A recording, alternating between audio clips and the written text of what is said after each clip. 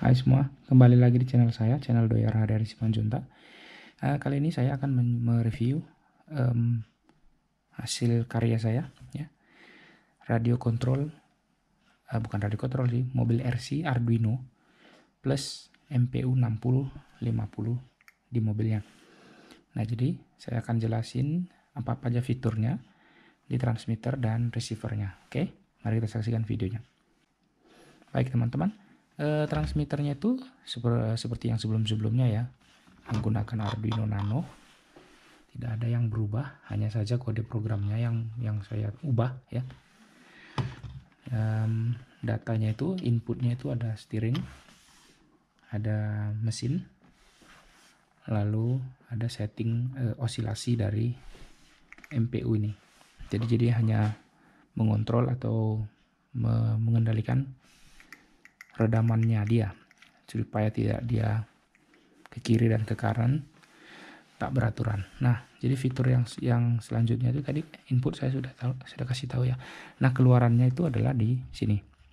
Jadi data yang ini, yang 3 biji ini, kemudi, mesin, sama yang tadi yang saya bilang itu ada 3 ya. Lalu dikirim dari sini. Jadi ini outputnya. Nah, diproses itu ada lampu indikator, lalu ada indikator menandakan program bekerja seperti ini. Lampu indikator merah, mudah-mudahan bisa kalian lihat, ini ada warna hijau kedip-kedip, nggak tahu berapa kali dalam setiap detik, tapi yang jelas itu berkedip-kedip. Nah, nampak tidak? Nah, satu lagi fiturnya, si MPU tidak akan bekerja kalau kemudi ini tidak ditekan begini, atau istilah kerennya kalau dia tidak berkecepatan tinggi, MPU-nya tidak bekerja ya, kira-kira gitu, hanya untuk maju mundur tidak. Nah, itu fitur yang untuk di transmitter. Sementara untuk fitur di mobilnya itu masih sama seperti sebelumnya ya, cuman hanya saja saya sudah gunakan MPU 6050. Lalu boardnya juga sama seperti yang sebelumnya, saya tempelin aja itu si NRF 24L01. ESC-nya ESC yang lama, baterainya baterai lithium ya, 7,4 volt, 850 mAh. Nah, fiturnya ini tadi ada MPU. Data yang saya pakai itu adalah data Giro Z ya. Ini gunanya untuk memberi daya ke NRF 24L01 ya. Sedangkan mikrokontrolnya itu menggunakan Arduino Nano. Oke. Nah, ini antenanya saya copot dari yang begini. Saya lepaskan, saya ambil bagian dalamnya. Saya masukkan ke dalam, kira-kira gitu ya. Jadi saya sudah tambahkan program untuk mengontrol ini. Ya, kira-kira begitu ya, sesuai dengan matematika. Ini adalah brushless, pakai servo. Ini RC Trojan 16 1:16 ya.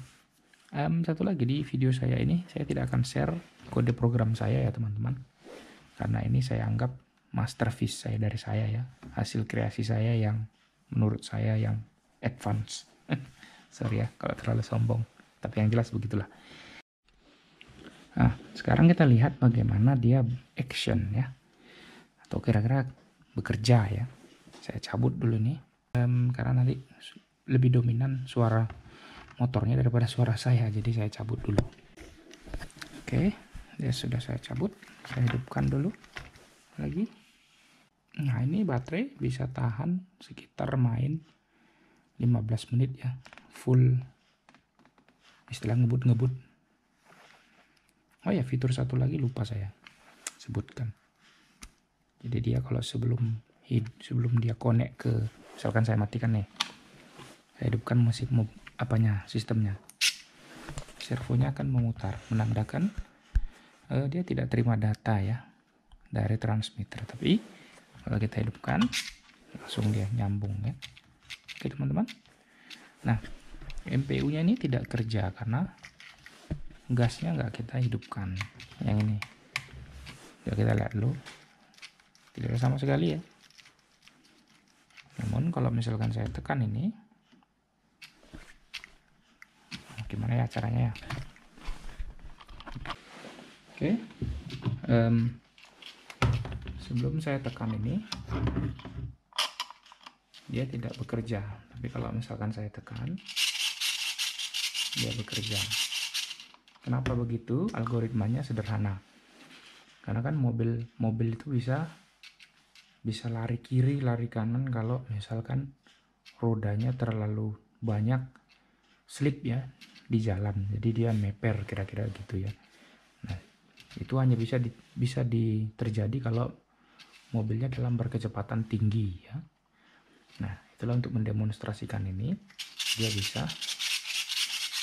mengkompensate atau mengendalikan mobil supaya tetap lari lurus ya, kira-kira gitu, meskipun jalannya berpasir ya, teman-teman. Kita lihat video yang selanjutnya bagaimana dia jalan di daerah yang tidak rata dan pasir dengan kecepatan tinggi. Oke.